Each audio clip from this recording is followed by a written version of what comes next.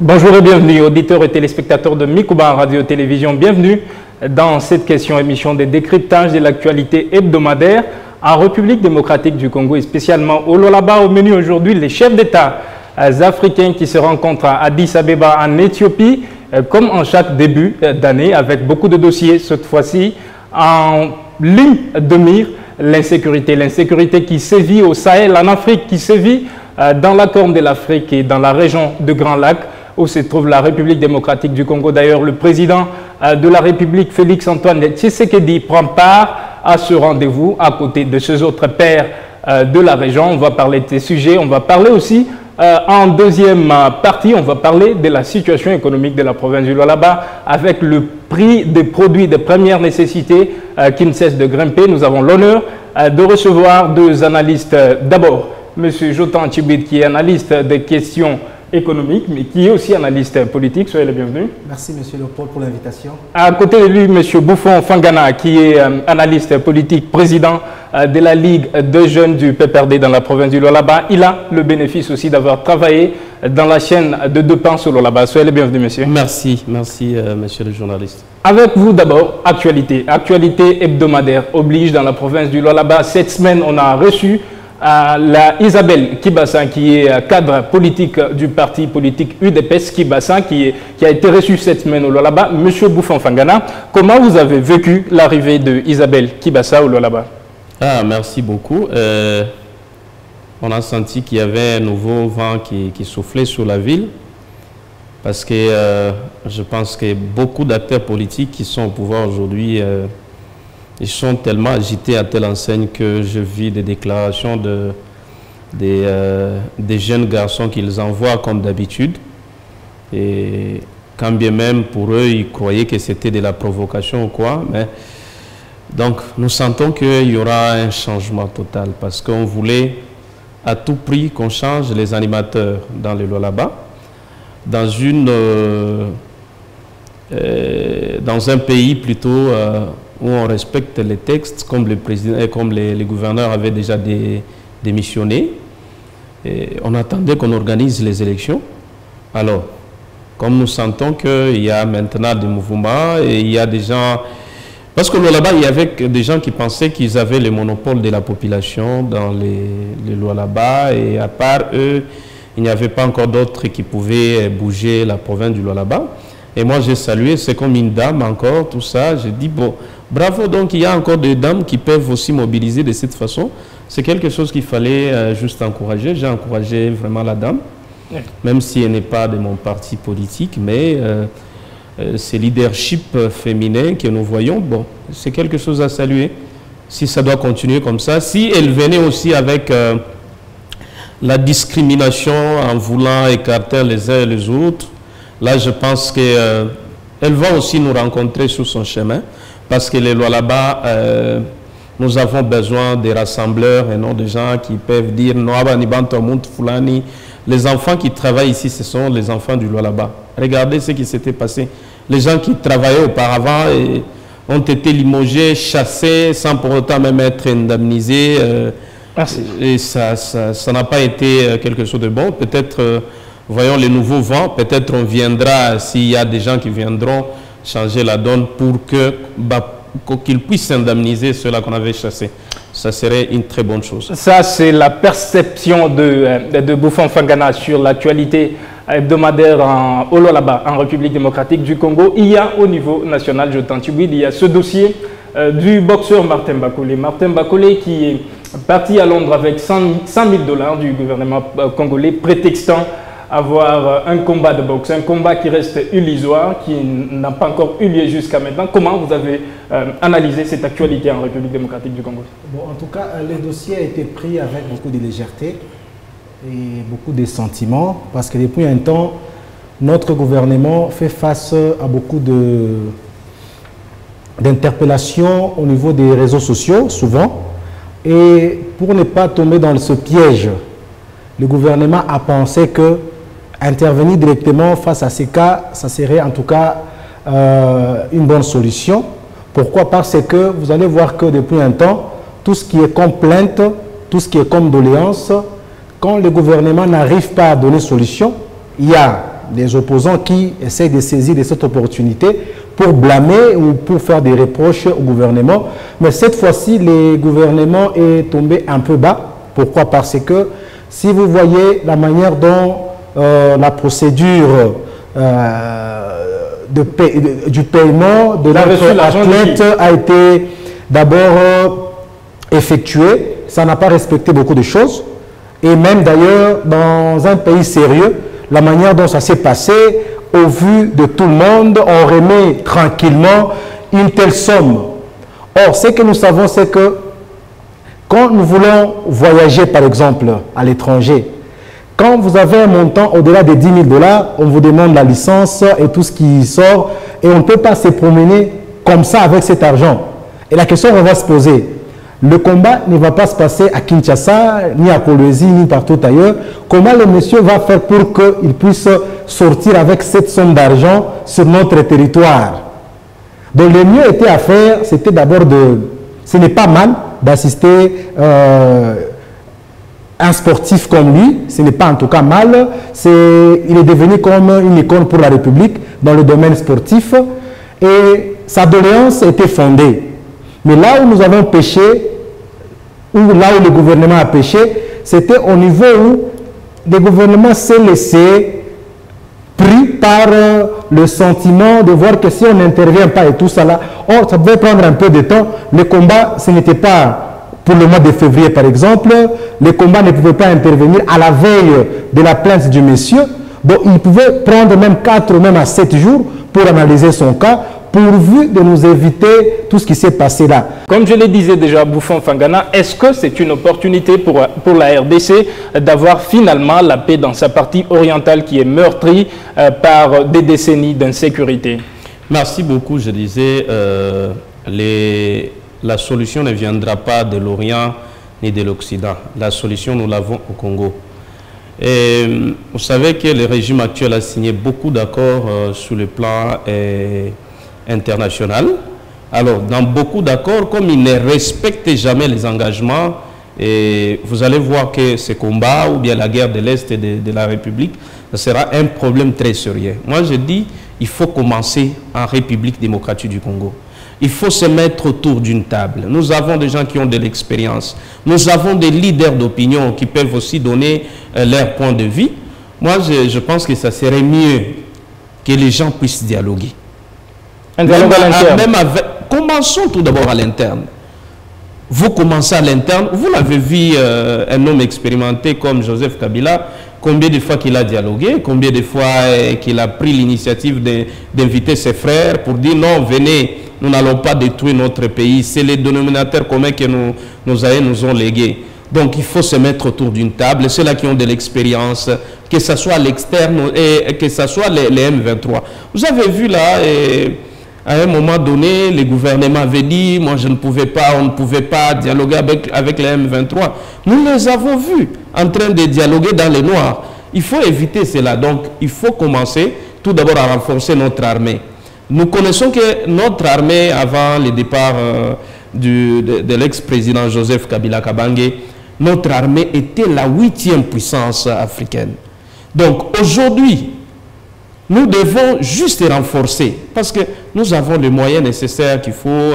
Le budget aujourd'hui est à 16 milliards comme même les prétendent avoir beaucoup de moyens actuellement, dotés des moyens nécessaires à cette armée pour qu'on puisse terminer la guerre. Et puis il faut motiver les policiers, il faut motiver les militaires, qu'ils aient de l'argent. Quand Laurent Désiré Kabila est entré, vous voyez les jeunes eux-mêmes quitter la maison pour aller dire non, moi je serai militaire, parce que les militaires étaient bien payés, les militaires, donc cette carrière était enviée de tout le monde. Mais Fangana, sans pour autant vous arrêter, aujourd'hui quand le gouvernement lance un appel et il y a environ 10 000 jeunes qui acceptent l'appel de l'armée, qui acceptent l'appel du gouvernement, est-ce que vous pensez que ces jeunes-là sont venus comme ça, il n'y a pas quelque chose d'attrayant au sein de l'armée? C'est comme par exemple, vous allez me dire que les jeunes qui sont partis à Kanyamagasi, c'était de leur propre gré quand ils sont partis. Je ne crois pas. Il faut tout d'abord voir le contexte. Parce qu'il y a certains jeunes qu'on a récupérés comme si c'était des Koulouna. Il y a des jeunes peut-être qu'on est parti sensibiliser dans certaines contrées, non, juste pour protéger notre pouvoir. On avait suivi Kabouy en train de dire dans une des contrées, dans sa tournée, il avait dit c'est notre pouvoir, to battre le pouvoir. Mais moi, je ne crois pas que c'est de cette façon-là qu'on doit même recruter les jeunes pour faire l'armée. La meilleure des choses, c'est de bien traiter tout d'abord, que les militaires soient bien motivés, et que les jeunes commencent à envier la carrière d'être militaire, que d'aller avec de la démagogie en passant de gauche à droite. Non, nous allons protéger les pays, ceci ou cela. Moi, je ne crois pas dans ces contextes. L'IDPS ou bien le régime actuel de l'Union sacrée doivent tout d'abord commencer par respecter les engagements, les alliances qu'ils sont en train de contracter de gauche à droite. La parole donnée, c'est-à-dire il faut respecter ça. Lorsque vous ne respectez pas, ce sont les critères de gens de l'IDPS. Hein, ce sont des gens qui ne respectent jamais la parole donnée. Merci. Et ça a comme conséquence ce que vous voyez aujourd'hui sur le terrain, parce qu'ils avaient signé les accords et ils ne veulent pas respecter les accords. On va en parler davantage. On va en parler davantage, Bouffon Fangana. Jotan Tchibouide, est-ce que ce sommet, ce 36e sommet de l'UA est une opportunité pour la RDC finalement de réunir tout le monde au niveau externe, de réunir les présidents des autres pays qui sont impliqués dans cette situation, se parler franchement et finalement avoir la paix dans la province du Nord Kivu et celle de l'Ituri? En tout cas, à l'entrée des Jeux, on doit comprendre que ces présidents ne se réunissent pas à l'Addis Abeba pour nous. Parce que quand vous lisez la raison majeure de leur rencontre, c'est pour faire une étude par rapport à la zone de libre-échange. Ce traité qui a été décrété il y a quelques années, ils sont en train de voir, parce que jusque-là, ce n'est pas encore effectif, ce n'est pas encore mis en vigueur. Et c'est ça qui réunit d'abord ces chefs d'État membres. Et maintenant, parmi les questions qui se sont un peu posées pour le bon avancement, en tout cas de ces vastes projets africains, qui est la zone de libre-échange, il y a les problèmes de l'insécurité au niveau de notre continent. C'est là que vous allez voir, ils ont évoqué les problèmes de l'Éthiopie, ils ont évoqué les problèmes de la République démocratique du Congo, ils ont évoqué les problèmes du Sahel, dont nous faisons partie des obstacles pour le bon avancement de cette zone. Et maintenant, ce n'est pas que dans notre tête, ils vont se réunir et en train de parler que de l'insécurité de la RDC. Et même quand vous voyez la manière dont cette question doit être traitée, c'est que c'est depuis un temps, on a essayé de nous envoyer les militaires de la communauté d'États de l'Afrique de l'Est, oui, qui sont déjà dans notre pays. Et depuis un temps, on ne voit pas l'Union africaine être forte militairement pour intervenir si cette question leur préoccupait au plus grand niveau. On n'a pas vraiment senti que l'Union africaine voulait accompagner la RDC dans cette éradication de l'insécurité au niveau de l'Est de notre pays. C'est là qu'il faut faire très attention. Comme mon co-débatteur l'a dit, on ne peut pas passer, en tout cas, tout notre temps à vouloir chercher des solutions à l'extérieur. Parce que les gens, et même au niveau international, sont en train de se poser des questions sur l'inactivité de certaines communautés, par exemple la communauté internationale, par exemple l'Union africaine, par exemple la SADC, par exemple toutes les organisations dans lesquelles la RDC se retrouve. Comment se fait-il que, pour certains cas, on a pris les cas de l'Ukraine, on a vu le monde entier se soulever pour essayer d'aider l'Ukraine. Pour le cas du Sahel, vous avez vu l'armée française présente, bien que récemment on les a demandé de partir, mais ils étaient là en train de combattre aux côtés des gens qu'ils soutiennent. Mais chez nous, vous allez voir que c'est un peu surprenant. C'est à peine que nous avons voulu adhérer. Non, je tente, oui. Est-ce que la MONUSCO, ça représente quoi? Ça ne représente pas la communauté internationale? Voilà. Pourquoi est-ce que la MONUSCO ne va pas intervenir en Ukraine comme elle le fait chez nous ici?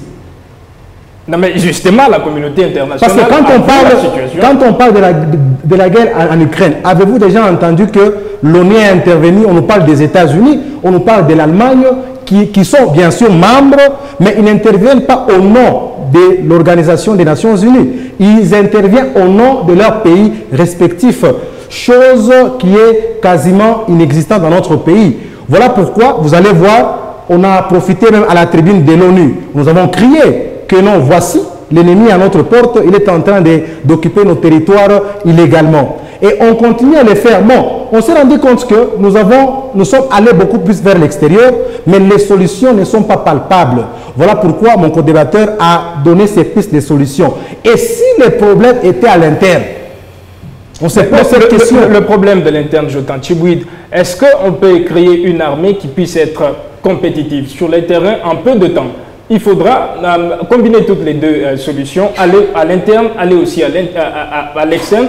Est-ce que vous n'avez pas l'impression que c'est ce qui est fait sur le terrain? Il y a des efforts. Récemment, il y a des jeunes qui ont été recrutés dans l'armée. Il y a de munitions qui sont en train d'arriver. La RDC a fait des efforts diplomatiques. L'embargo a été levé. Est-ce que vous n'avez pas l'impression qu'on combine toutes ces deux solutions, toutes ces deux stratégies pour finalement avoir ce sésame qui nous manque tant, la paix à l'est de la RDC? Voilà, vous allez constater que d'ailleurs le président lui-même s'est plaint des manques de bonnes solutions dans les chefs de l'armée des États de l'Afrique de l'Est qui, nous, quand on pensait qu'on a accepté de venir nous aider, nous pensons, et c'était ça le souhait de tout le monde, que cette fois-ci, ça va marcher. Mais depuis un temps, vous allez voir que même la classe politique et même certains membres de l'Union sacrée sont cette fois-ci contre la présence de cette armée dans notre pays. C'est alors que nous nous posons beaucoup de questions, on s'est dit en tout cas, qu'est-ce qui ne va pas? Et même, vous allez trouver que le Rwanda que nous accusons, et ce n'est pas un mensonge, mais là, comment se fait-il que le même Rwanda, il est en tout cas membre de cette communauté dans laquelle nous nous sommes entrés? Et là, personne ne l'inquiète, comme aujourd'hui nous voyons toute l'Europe se lever contre la Russie. Mais vous allez sentir que la manière de condamner le Rwanda par rapport à ce que nous étions en train d'attendre n'est pas le même. Et ce que le Rwanda veut entendre, c'est quoi? C'est que dans cette affaire, je ne suis pas seul. On a accusé plusieurs fois l'Ouganda d'être aussi complice dans l'histoire des DM23. Mais pourquoi on continue d'accuser seulement les Rwandais et on fait un peu semblant jusqu'à nous envoyer même quelques militaires ougandais dans ce cercle-là de l'armée de l'Afrique des États de l'Ouest?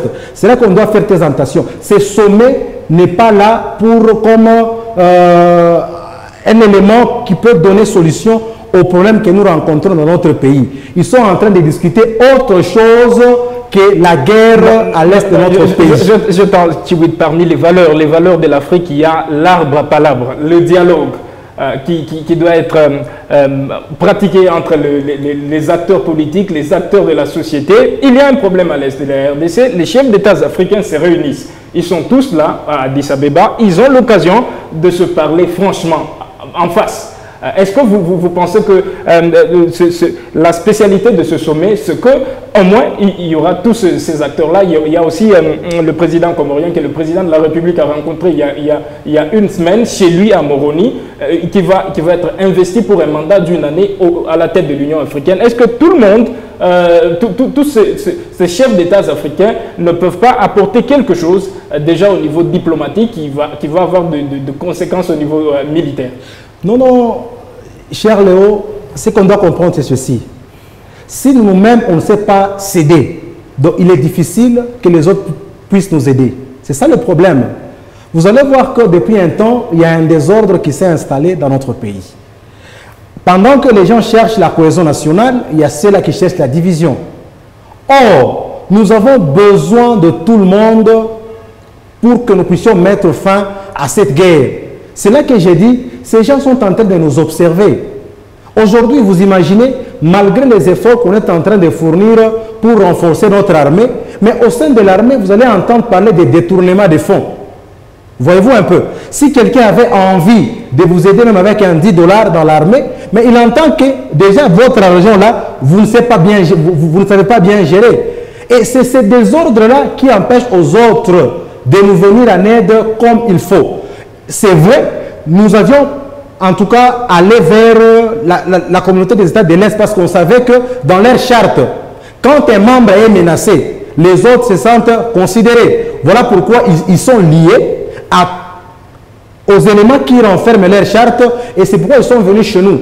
Mais on ne doit pas penser qu'ils viendront chez nous et pour qui viendra mourir si nous-mêmes les Congolais on ne fait pas mourir pour notre pays. Ils ne sont pas quand même fous. Merci Jotan Tchibouid. Bouffon Fanganam.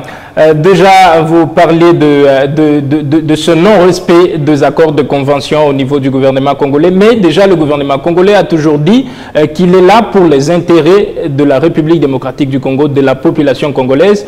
Un accord qui est signé, qui ne respecte pas, qui n'est pas en faveur du pouvoir du peuple congolais, n'est pas un accord au sens du gouvernement congolais. Est-ce que vous pensez que les chefs d'État africains manquent quelque chose qui est très important? Ils n'ont pas de pression, ils n'ont pas en tout cas de pouvoir pour sanctionner l'un de leurs qui se comporte mal. Non, ils trouvent qu'en RDC, il n'y a pas du sérieux actuellement avec ce régime. Dans les nations où il y a du sérieux, c'est-à-dire quand vous prenez l'engagement, vous arrivez jusqu'au bout. Parce que les gens vous observent. Vous avez suivi dernièrement et Kagame est en train de dire que donc les régimes actuels ne respectent pas les engagements, vous voyez, même à l'interne. Il parle de quel engagement concrètement? C'est-à-dire quand vous prenez les accords, le régime actuel a signé les accords avec combien de gens? Ils ont commencé tout d'abord avec son partenaire légitime en RDC, Joseph Kabila. Vous connaissez, il a commencé, non, c'est Joseph Kabila qui me bloque avec son FCC, et les gens du FCC sont partis. Ils ont commencé avec, ils avaient commencé avec comment encore, l'ancien DIRCAB, au niveau de Nairobi, pour dire qu'en 2023, c'est Kamere qui pouvait devenir président et candidat président de la République qui serait soutenu par l'IDPS. Mais malheureusement, vous sentez les discours actuellement de ces gens du régime actuel, pas de respect. Nous allons, vous commencez même du côté Genval, vous connaissez ce qui s'était passé. Nous sommes arrivés avec les Katumbi et les autres qui sont partis. Vous connaissez comment ils sont sortis de l'union sacrée. Non-respect toujours des engagements et des cahiers de charges que les autres donnent. Et c'est toujours ce régime qui a raison, c'est-à-dire c'est toujours l'IDPS qui a raison avec ces gens. Alors, cette manière de faire les choses, dans les concerts des nations, ça ne paye pas. Ça ne paye pas. Vous ne pouvez pas prendre l'engagement aujourd'hui avec Kagame. Vous voulez faire l'amalgame comme vous le faites avec vos amis vos frères congolais. Au niveau international, ce n'est pas ça. Ils ont signé les accords avec Ouganda. Oui. Ils ont signé les accords avec Rwanda. Et même les M23, vous avez suivi Willy Ngoma qui disait chaque fois que ils avaient fait 14 mois. Non, mais on ne peut pas croire les propos de Willy Ngoma du seul simple fait qu'il est dit.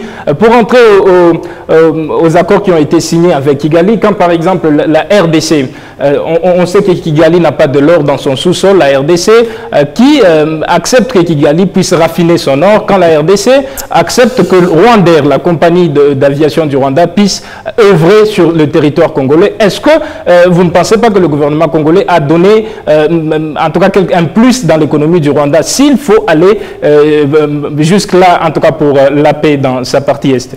Voilà encore une fois cette complaisance. Comment vous pouvez donner, vous signez les accords pour que votre or soit raffiné? Vous connaissez l'usine des raffineries là, ça peut coûter combien? C'est l'argent qu'on est en train de détourner là-bas. Ça ne peut même pas aller au niveau des 100 millions de dollars. Si c'est trop, c'est 25 millions de dollars. Vous avez votre propre usine en RDC où vous allez commencer à raffiner de l'eau. Il fallait signer les accords avec le Rwanda. Vous connaissez que les Rwandais, depuis très longtemps, nous avons des problèmes avec le Rwanda et l'Ouganda. On doigtait toujours les doigts. Et pour terminer la guerre ici, vous avez vu, Mouzé avait fait Joseph Kabila à l'époque. Il s'était concentré beaucoup plus avec la SADC. Nous avons les gens de Zimbabwe, nous avons l'Angola, où il y a des hommes forts qui pouvaient juste nous aider à terminer cette guerre. Nous avons vu, on nous avait trompé avec des avions ou 3 avions, que non, c'était meeting aérien, on a commencé avec la guerre, maintenant on doit terminer cette guerre le plus tôt possible, sans solution jusqu'à aujourd'hui. Moi je pense que nous devons nous-mêmes à l'interne être tout d'abord sérieux pour que les gens nous respectent. Moi je vous dis que la résolution de la guerre, la solution ne viendra pas de tous ces pays, même si vous faites ce que vous appelez diplomatie touristique, que ce régime est en train de faire, vous ne trouverez pas la solution. La solution, c'est en RDC. Tenez, nous avons les anciens ministres de l'Intérieur, nous avons les anciens ministres de Défense qui sont dans ces pays. Nous avons les anciens généraux qui sont là. Nous avons les leaders d'opinion qui sont au pays. Mettez-vous autour d'une table. Parlez sérieusement entre vous-mêmes pour dire qu'est-ce qui ne va pas. La guerre a duré, mais nous devons mettre fin à cette guerre. Qu'est-ce qu'il faut faire? Regardez ce que Kabila avait fait. C'était dans peu de temps. Il a fait 1+4. Il a pris les Azarias Rouberois et les autres. Il leur a dit, mais écoutez, pourquoi vous continuez? L'Est de la République était balkanisé. Les pays étaient presque émiettés là. Merci. Mais grâce à cette politique interne, tout d'abord, on a commencé par l'interne, nous devons nous mettre autour d'une table. Et il n'y a rien que vous pouvez chercher ailleurs. Parce que tout, ça se retrouve en RDC et c'est notre richesse, c'est ça notre dénominateur commun. Donc, mettons-nous autour d'une table. Mais le grand problème, c'est quoi? Même si aujourd'hui, les autres peuvent accepter pour l'accompagner encore, vous connaissez qu'ils ne respectent pas les engagements, c'est pourquoi les gens l'observent à distance. Merci bien, merci Jotan Tchibouid avant de donner votre conclusion sur ces sujets. Déjà c'est 17 février, le chef d'État de la région de l'EAC se sont réunis à Addis Abeba, un petit sommet un mini-sommet qui a eu lieu, c'est 17 février. Les chefs d'État africains de la région de l'Afrique de l'Est ont convenu que cette fois-ci, c'est le président angolais, João Lourenço, qui aura la charge de notifier, parce que tous les chefs de l'État se sont rendus compte que le M23 n'a pas la bonne foi, la bonne volonté de libérer les régions qu'il occupe illégalement. Les chefs d'État africains ont convenu que cette fois-ci, c'est le chef d'État angolais, João Lourenço, qui va notifier le M23 sur les refus et des décisions vont être prises si le M23 continue à s'entêter. Est-ce que vous pensez que la situation a évolué? En tout cas, la situation n'a pas du tout évolué telle que nous, on est en train de l'attendre, parce que normalement, nous devions avoir des objectifs bien fixés dans le temps. Quand nous nous sommes engagés dans tous les sommets qui ont pu exister sur la question du mouvement du 23 mars, nous sommes allés en Angola, nous sommes revenus, il y a eu même Nairobi et tout ce qui a existé là-bas. Oui. Il y a même une feuille de route qui s'était convenue entre les États qui ont participé au sommet qui ont existé avant celui du 17 février. Oui. Et depuis un temps, on a assisté à un entêtement du mouvement du M23. Et même ce qui fait plus mal, c'est quoi? C'est que plus on fait les sommets, plus ils occupent un territoire de plus. On fait un sommet, ils continuent à progresser par rapport à avant. Parce qu'avant, on était en train d'entendre seulement des Bunagana. Mais aujourd'hui, il y a beaucoup de territoires que ce mouvement est en train d'occuper. C'est ce qui nous fait un peu réfléchir. Qu'est-ce qui se passe? Normalement, tous ces sommets pouvaient être un élément qui pouvait faire peur au mouvement du 23 mars et qui pouvait le permettre en tout cas de commencer à plier bagages et de retourner là où ils étaient. Mais on sent en tout cas cet entêtement, c'est ce qu'on ne comprend pas. C'est vrai, jusque-là, tout se passe du point de vue diplomatique, on essaie un peu de respecter tous ces processus, et jusqu'à nous renvoyer au 30 mars. Ils disent que cette fois-ci, jusqu'au 30 mars, si ce mouvement ne bouge pas, bon, nous allons voir ce qui va se passer. Et en même temps, c'est nous qui sommes perdants. C'est nous qui sommes perdants. On peut avoir des facilitateurs. Il y a eu Kenyatta qui a intervenu. Là, maintenant, c'est le président angolais qui est en train de faire de tous un effort pour remettre le M23 à la raison. Et en même temps, ce qui fait plus mal, c'est le fait qu'on fait, en même temps, on accuse le Rwanda, et en même temps, le Rwanda participe à ce mini-sommet. Vous voyez un peu. On ne peut pas faire confesser, c'est ce que j'ai dit. Pour faire confesser au Rwanda qu'il est vraiment un agresseur, ou bien pour le faire quoi? Parce que quand il est là, il a aussi une opinion à donner. Il a aussi un argument à donner par rapport à toutes les discussions qui sont en train de se donner là-bas.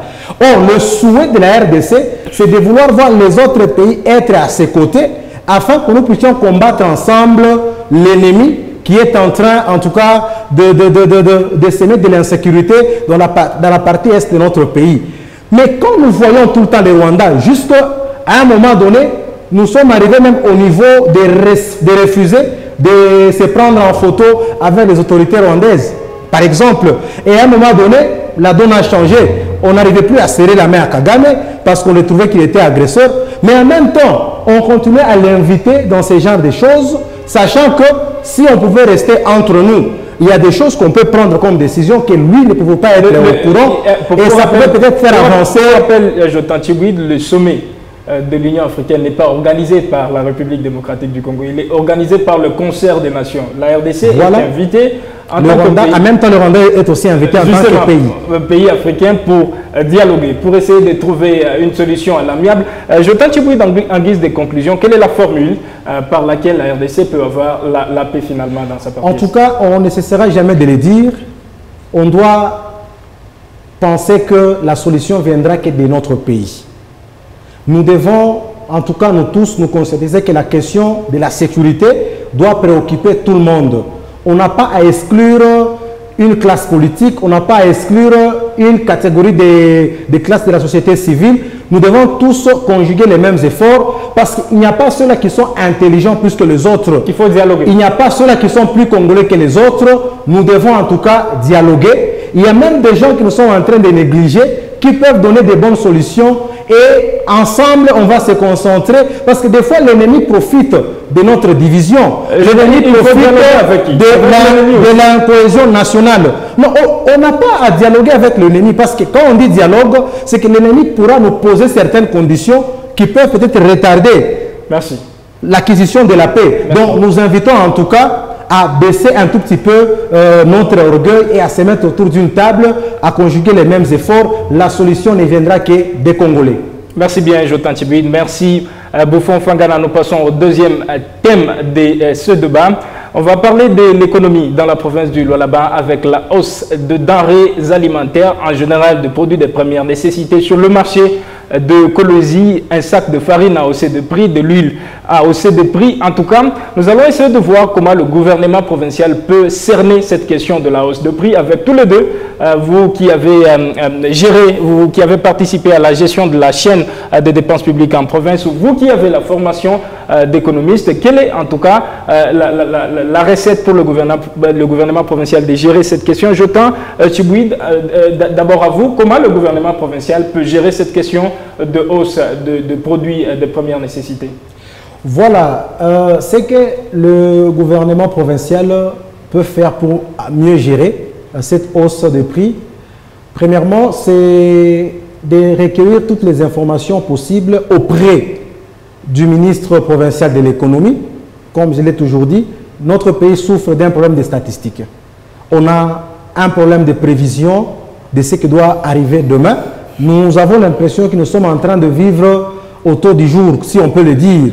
Or, gérer, c'est prévoir, dit-on.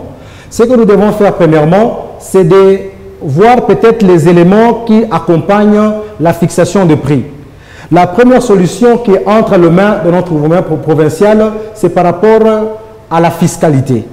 On peut peut-être pour le moment essayer d'atténuer tout ce qui est fiscalité qui est en charge de notre gouvernement provincial, bannir certains impôts et taxes pour que nous puissions avoir un prix qui est équilibré et qui est bon marché. Mais en même temps, en tout cas, cette question, elle est vraiment internationale. Ça n'a rien à voir avec notre gouvernement provincial ni national. Nous sommes en train de subir les effets de l'extérieur. Voilà pourquoi, pour le moment, à court terme, on n'a pas de solution adéquate à donner par rapport à cette question, mais ça doit nous faire réfléchir. C'est-à-dire, pour ceux qui auront la manette de la province du Lualaba, ils doivent se dire que la province du Lualaba doit être indépendante par rapport à certains produits de première nécessité. Et sur ces, nous devons redémarrer l'agriculture, nous devons penser à industrialiser. On s'est dit même dans 5 ans, on doit renforcer l'agriculture et en même temps, nous sommes en train de monter les usines qui vont transformer le bien issu de cette agriculture. Ça, en tout cas, c'est à moyen ou à long terme qu'il faudra envisager. Parce qu'il ne faudrait pas qu'à chaque moment que nous continuons à subir le même chose. En tout cas, ça montre que dans notre pays, on n'a pas des gens soit qui aiment notre pays et qui veulent réfléchir pour donner la solution. Quand vous lisez l'histoire de la Chine avec Mao Tse-tung, avant 1950, c'était un pays très pauvre. Quand ils ont compris que seule l'agriculture pouvait développer un pays, ils ont tracé un plan de 30 ans sur lequel ils ont sérieusement travaillé. Nous savons ce que la Chine est aujourd'hui. C'est qu'à notre gouvernement provincial d'établir un programme de relance de l'industrie ainsi que de l'agriculture pour que les années qui vont venir, que cette question ne puisse pas, en tout cas, être débattue comme ça se passe aujourd'hui. Bouffon Fangana, vous avez travaillé dans la gestion, dans la chaîne des dépenses publiques dans la province du Lualaba. Est-ce que cette question tient de la province du Lualaba, est au niveau de la province du Lualaba, ou plutôt c'est une question qui est d'abord internationale et nationale ensuite, comme le mentionnait déjà Jotan Tchibouid? Merci beaucoup. C'est un problème du leadership qui n'a rien à voir avec tout d'abord au niveau national ou bien international. Parce que vous ne pouvez pas me parler de la farine de maïs ici, que cela, ça dépend du niveau international. Non, je ne crois pas. Ça, c'est un aspect qui est de l'intérieur. Donc, tout part tout d'abord de l'Assemblée, de notre Assemblée provinciale, qui n'arrive pas à contrôler l'exécutif. Le problème part de là? Oui, part de là. Parce que jusqu'à preuve du contraire, vous n'allez pas me dire que l'Assemblée provinciale est en train de faire son travail régulièrement, de contrôler l'exécutif, pour voir à quel niveau, même le suivi du budget, l'exécution du budget. Lorsqu'il y a le budget rectificatif, vous allez voir que les gens partent là-bas parce qu'ils savent qu'ils peuvent trouver un peu de miettes.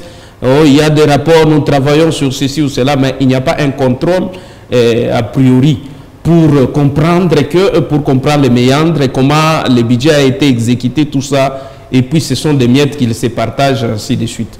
Parce que vous allez voir que chaque année, quand vous entrez à ce qui concerne l'agriculture, il y a un budget pour ça.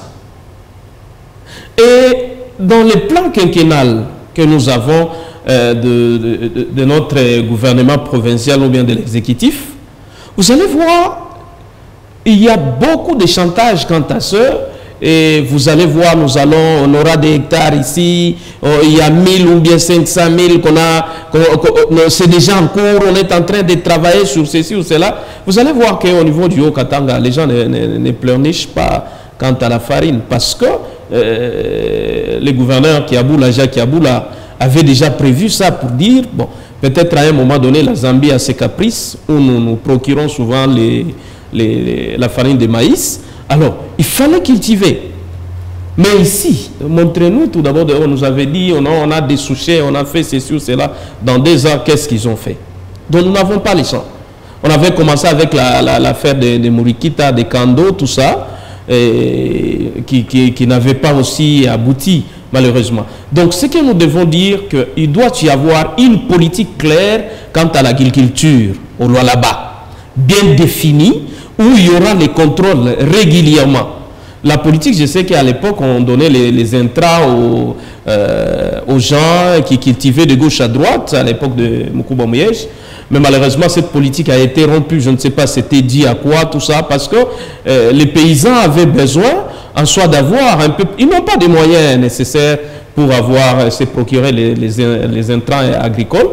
Mais on a arrêté cette procédure. Je ne sais pas pour quelle raison, mais ce que nous demandons seulement au gouvernement, parce que chaque fois quand il y a un budget, les gens vous lisent. Quand vous présentez les budgets, le plan quinquennal, les gens suivent ça de plus près. Mais quand il n'y a pas l'exécution, alors, quand vous parlez maintenant du prix, du prix en général, permettez, oui. C'est la politique nationale ils n'ont pas une assise claire.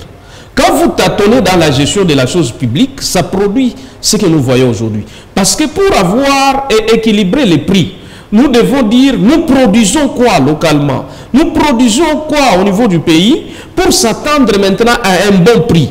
Parce que si vous produisez, moi je peux vous donner un exemple. Chez nous ici, je ne sais pas si c'est quoi ces pays, mon pays, les pays de mes ancêtres, je ne sais pas si c'est quoi. Nous produisons le ciment ici tout près. Parce que vous connaissez les prix du ciment, ici localement. Ce n'est même pas en Inde ou bien en France où il y a beaucoup de transports. C'est ce que je peux emprunter, ce que mon co-débatteur a dit, que nous n'avons pas aussi une bonne volonté. Parce que si vous demandez, vous allez vérifier des taxes qu'on est en train de demander à ces entreprises qui produisent localement. Si vous êtes un débutant, vous allez fuir. C'est pourquoi vous allez voir que même des gens qui cherchent à mettre un peu une activité de 500 $, ils n'arrivent pas. Vous allez voir des taxes chaque jour. Oh non, l'État va fonctionner comment? L'État va fonctionner comment? Donc, ils n'ont pas une bonne politique. C'est pourquoi vous avez vu, à l'époque, on n'avait même pas de véhicules. Beaucoup de véhicules au Congo. À l'entrée de Laurent Désiré Kabila, il connaissait faire une bonne politique. Il a dit, libérer les douanes. Il a ouvert de douane et les gens qui pouvaient acheter des véhicules ailleurs, ils prenaient, à part leur argent seulement, des transports, et leur argent qu'ils prenaient, quoi. Vous savez, au niveau de Kasumbalé, ça ici, c'est ce qui a fait qu'on puisse maintenant, les prix puissent galoper. On a commencé tout d'abord, même les gens qui nous emmènent du carburant. Vous connaissez combien de fois à la fin qu'ils ont grévé à maintes de reprises, ils ont fermé les stations. C'était toujours les taxes qu'on était en train de payer d'avance. Mais auparavant, on faisait comment? Un commerçant, il peut partir, il dit, lorsque je peux évacuer mes marchandises, je viens payer. Et c'est comme ça qu'il payait parce que c'est... Mais malheureusement, la politique actuelle ne permet pas aux commerçants, et même l'économie est faible, et on n'a pas des gens qui sont matures dans ces domaines. Je tente, Thibouit Bouffon-Fangana parle de la politique, une assise claire au niveau provincial, dans nos projections au niveau agricole. Est-ce que le fait que le Lualaba manque les routes praticables des dessertes agricoles est aussi un problème? Aujourd'hui, par exemple, pour atteindre l'Oboudi, à partir de Koulouzi, il vous faut aux environs de 10 heures de route. En tout cas, c'est un problème très sérieux parce que produire, c'est un problème. Mais acheminer et vendre, c'est aussi un autre problème. Parce que quand je dois m'engager à investir dans l'agriculture aujourd'hui, vous allez voir que les questions qu'on doit se poser, c'est que premièrement, je dois trouver un sol. Deuxièmement, il faudra que ce sol soit adapté par rapport au climat. Plutôt, le climat soit adapté par rapport aux produits que je vais cultiver. Et troisièmement, je dois me rassurer qu'après avoir produit, ou après avoir sémé, après avoir récolté, si mes produits vont atteindre les centres de consommation. C'est là le premier problème. Et c'est ce qui décourage beaucoup de gens. Vous allez voir que le secteur minier est beaucoup plus privilégié. Aujourd'hui, même les carrières de fin fond, entre les carrières et les usines, il y a des routes praticables. On voit des engins aller et rentrer. Mais cette question, en tout cas, c'est devenu un problème par rapport aux routes des déserts agricoles. C'est là que je me suis dit, on ne peut pas faire une chose le même jour. On doit en tout cas faire un planning qu'il faudra impérativement respecter. La plus grande maladie dans notre pays, depuis l'accès à l'indépendance et tous les régimes que nous avons connus, c'est de vouloir faire tout au même moment. Vous voyez, quand vous prenez par exemple le projet des 5 chantiers, théoriquement c'était un bon projet. C'était un bon projet. On a péché seulement au niveau de l'exécution. En tout cas, si vous le lisez, vous l'analysez des fautes en comble, c'est un très bon projet qui pouvait faire décoller notre pays jusqu'aujourd'hui. Et la même chose, nous devons faire le planning. On s'est dit, dans 5 ans, on commence par quoi par exemple? Nous commençons par des routes qu'on peut faire même en terre battue, de tels kilomètres. Par exemple, on s'est dit 50 km pour toute la province. On développe peut-être 5 zones. Pour chaque territoire, nous avons Sandoa qui a sa zone agricole, nous avons Loboud qui a sa zone agricole. On essaie un peu de les relier, si pas avec les chemins de fer qui est là. Si vous allez à Loboudi, il y a les chemins de fer, n'est-ce pas? Si vous allez du côté d'Ilolo, il y a les chemins de fer. On peut faire relier, au lieu que nous ayons une route qui va peut-être quitter Sandoa jusqu'à Kolwezi. Ça peut nous coûter. on peut les relier jusqu'au chemin de fer et l'acheminement sera du tout possible. Mais chose qui est, en tout cas quand nous observons, on se rend compte que jusqu'à ce que nous sommes en train de faire, il n'y a même pas de signaux. Il n'y a pas de signaux voilà. pour montrer vraiment que la volonté y est. C'est là que j'ai dit, nous montrons, nous faisons la politique des bonnes intentions en vouloir faire penser aux autres que nous aimons l'agriculture, c'est ça les piliers de tout développement, mais du point de vue pratique, c'est le cadet des soucis de ceux-là qui nous gouvernent. Voilà. Et ça, en tout cas, c'est une chose que nous devons décourager et nous mettre vraiment au travail pour que nous ayons des solutions aux petits problèmes qui peuvent exister au XXIe siècle en ce qui concerne on revient vers vous, Jotan Tchiwi, pour la conclusion, Bouffon Fangana. Est-ce qu'aujourd'hui, par exemple, le Lualaba peut, sur le modèle du Haut-Katanga, faire des efforts pour avoir aussi son poste frontalier au niveau, par exemple, d'abord la praticabilité de la route Kolwezi-Solwezi et avoir un poste frontalier à ce niveau qui puisse concurrencer Kasumbalesa qui est assez éloigné? Oui, on peut le faire. D'ailleurs, je me rappelle de certains voyages de nos députés que j'avais vus en Zambie. Il est temps maintenant de leur poser la question. Vous avez fait des courses là-bas, on avait vu les experts en Zambie pour la voie Solwezi-Kolwezi. Où est-ce que nous en sommes? Parce qu'à la place d'un ministre d'infra, moi j'avais vu des députés qui étaient partis de l'autre côté. Il est temps maintenant de poser des questions à ces messieurs qui étaient partis dans le triomphalisme. Nous avons trouvé la solution. Quelqu'un qui n'a jamais, il n'est même pas ingénieur dans la matière, qui dit non, moi j'ai trouvé une entreprise des experts. Les ministres des infra étaient restés ici. Moi j'avais vu là-bas des députés de l'Assemblée provinciale ici qui étaient partis pour trouver la solution quant à ce. Quant à la route de Dilolo, Kolwezi, on a vu combien de fois que on a amené vos confrères prendre les images pour amener à Télé 50 qui actuellement, même si vous partez avec une chemise blanche, donc il n'y a pas de difficulté, vous pouvez revenir sans difficulté. Donc maintenant nous avons trouvé la solution. Moi je pense que nous devons être sérieux quand nous parlons, quand nous lançons les images. La province du Lualaba nous appartient, n'appartient pas à une classe de politique bien déterminée. Vous savez, beaucoup de gens se lancent beaucoup plus dans les minéraux, dans les mines, parce qu'ils trouvent l'argent chaque jour avec facilité. Aujourd'hui, quand vous allez chercher, vous posez la question à tous ces leaders qui sont en train aujourd'hui de frimer dans des jeeps ici, tu trouveras qu'ils ont des carrières. Ils ont des zones d'exploitation où ils appellent même, je ne sais pas, des coopératives. Ils exploitent même leurs propres... Mais combien ont des champs? Voilà aussi la question. Oui, au détriment du champ, ils exploitent leurs propres frères. Regardez le nombre de partis politiques qui pilulent au travers les pays. Si chaque acteur politique dans ces pays ici pouvait avoir seulement une seule entreprise, parce que le nombre là-bas de partis politiques que vous financez, vous pouvez même créer aussi des entreprises de sous-traitance et combien de Congolais qu'on pouvait engager. Donc, je pense que l'économie, commençant même par le gouvernement au niveau national, il y a un problème très sérieux parce que vous ne connaissez pas, jusqu'à ce qu'ils doivent terminer les mandats avec le régime actuel que nous avons ici de l'Union sacrée, vous allez vérifier.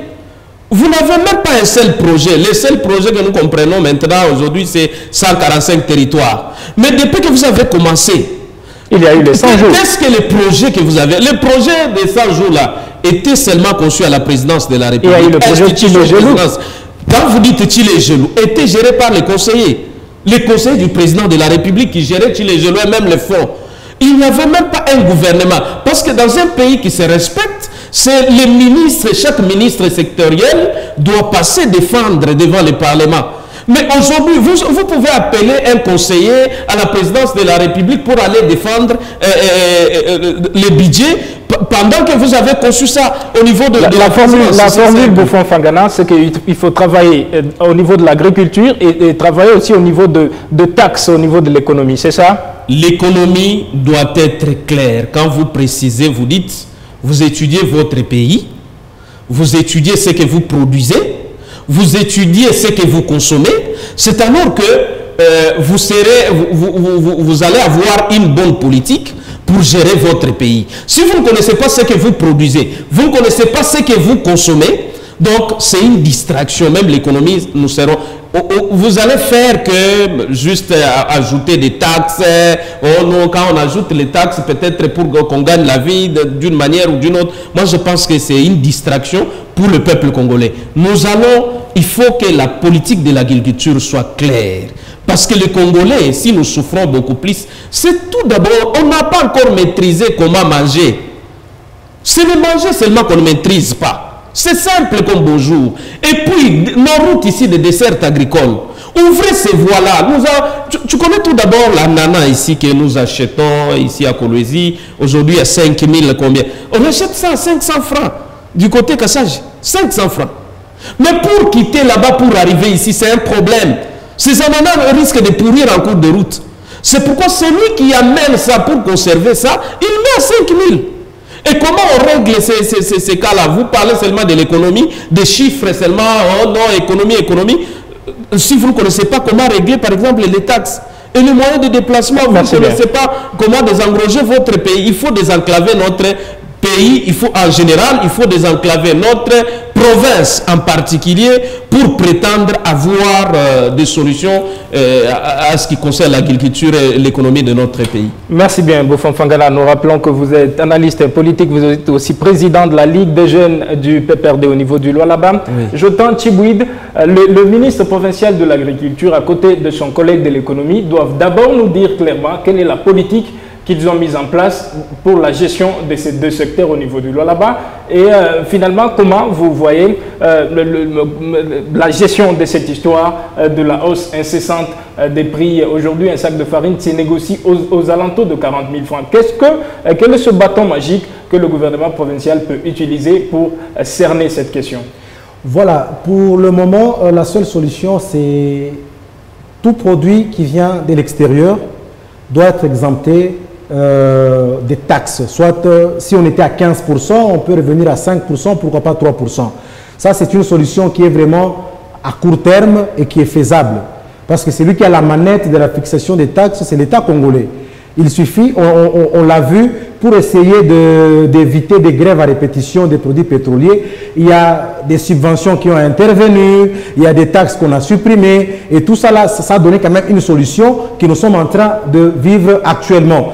Donc, à court terme, la seule solution, ou le seul moyen que l'État congolais détient, c'est au niveau des taxes. À court terme. À court terme. Maintenant, à long terme, c'est là que j'ai dit, on doit s'asseoir et vraiment créer des assises, des conférences, faire participer des fermiers, faire participer des jeunes entrepreneurs qui ont des projets dans l'agriculture et que le gouvernement voit dans quel moyen il peut accompagner tous ces acteurs-là. Parce que nous, en tant qu'investisseurs privés, on n'a pas le droit de faire de route. Ça, ce sont des responsabilités de l'État. Mais ce que l'État peut nous rendre comme service, c'est de rendre des routes praticables. Et c'est là qu'à un moment donné, dans mes analyses, j'ai dit, comme le sous-sol et le sol appartiennent à l'État, et comme le problème de l'agriculture, c'est un problème très majeur, pourquoi l'État congolais, à un certain degré, ne peut pas rendre gratuit l'acquisition de la terre ou du sol à tous ceux-là qui présenteront un projet qui est vraiment rentable, qui est faisable? On peut lui dire, voilà monsieur, toi avec tous les documents possibles, nous te donnons cet espace, ça t'appartient.